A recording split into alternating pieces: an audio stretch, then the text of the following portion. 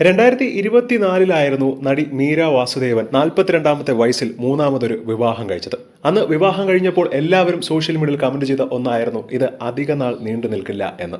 കേവലം ഒരു വർഷം പോലും തികയാതെ ആ ബന്ധം അവസാനിപ്പിച്ചു എന്ന് മീര വാസുദേവൻ തന്നെ സോഷ്യൽ മീഡിയയിലൂടെ അറിയിച്ചിരുന്നു. 2025 ഓഗസ്റ്റോടുകൂടി ഞാനൊരു സിംഗിൾ മദറാണെന്നും എനിക്കിനി ആരും വേണ്ട, ഇപ്പോഴാണ് ജീവിതത്തിലെ ഏറ്റവും സന്തോഷകരമായ നിമിഷത്തിലൂടെ പൊയ്ക്കൊണ്ടിരിക്കുന്നത് എന്നായിരുന്നു വിവാഹമോചനത്തെക്കുറിച്ച് മീര വാസുദേവൻ പറഞ്ഞിരുന്നത്.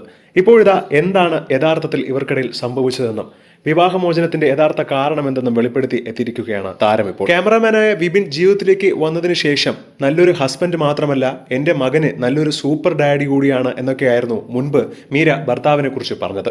ഈ ചിരിയും സന്തോഷവും ഒക്കെ എന്നും കൂടെ ഉണ്ടാവുമെന്ന് കരുതിയിരുന്നു. പക്ഷേ അതൊക്കെ പെട്ടെന്നാണ് മാഞ്ഞത്. ഒന്നിച്ച് താമസിക്കുമ്പോൾ വാടക ഷെയർ ചെയ്യുന്ന ഒരാളിനെ റൂംമേറ്റ് എന്ന് പറയും. പക്ഷേ സാമ്പത്തിക കാര്യങ്ങൾക്ക് വേണ്ടി മാത്രം കൂടെ താമസിക്കുന്ന ഒരാളിൽ നിന്നും അകലം പാലിക്കുന്നതാണ് ഏറ്റവും നല്ലത്. യഥാർത്ഥ സ്നേഹം സാമ്പത്തിക ലാഭം ലക്ഷ്യമാക്കിയല്ല എന്നുള്ള പ്രസ്താവനയാണ് ഇപ്പോൾ മീര വാസുദേവൻ പറയുന്നത്. വിവാഹം കഴിച്ച വ്യക്തി മീരയുടെ സാമ്പത്തികം മാത്രം ലക്ഷ്യം വെച്ചുകൊണ്ടാണ് മീരയെ ഈ പ്രായത്തിലും വിവാഹം കഴിച്ചത് എന്നുള്ള കാര്യമാണ് താരം ഇപ്പോൾ സ്റ്റോറിയിലൂടെ പങ്കുവച്ചിരിക്കുന്നത്.